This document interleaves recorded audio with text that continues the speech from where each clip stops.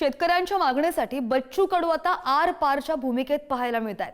कारण 28 ऑक्टोबरला बच्चू कडू बेमुदत आंदोलन करण्यावर ठाम आहेत आणि नागपूर, मुंबई किंवा नांदेड यांपैकी एका ठिकाणी हे आंदोलन होणार आहे। शेतकऱ्यांची कर्जमुक्ती होईपर्यंत आंदोलन सुरूच ठेवण्याचा त्यांनी इशारा दिलाय। महाराष्ट्रामध्ये ओला दुष्काळ जाहीर करण्याची त्यांची मागणी आहे।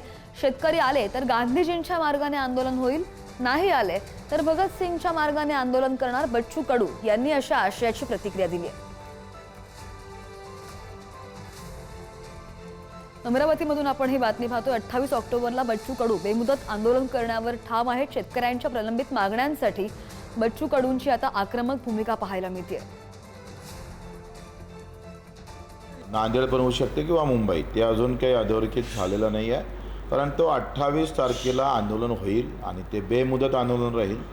जोपर्यंत शेतकऱ्याची लूट थांबवणार नाही आणि लुटीतून आम्हाला कर्जमाफी मुक्ती देणार नाही तोपर्यंत हे आंदोलन चालू राहील। एकतर महाराष्ट्रात ओला दुष्काळ जाहीर केला पाहिजे आणि तातडीनं कर्जमुक्तीचा आदेश केले पाहिजे, कुठली वसुली थांबवली पाहिजे, दुष्काळाचे सगळे निकष पाळले पाहिजे। आम्ही सांगितलं, लोक आले तर गांधीगिरीच्या मार्गानं, शेतकरी आले तर, ते नाही आले तर बच्चू कडू भगतसिंगच्या मार्गानं हे आंदोलन टोकाचं लढल्याशिवाय राहणार नाही।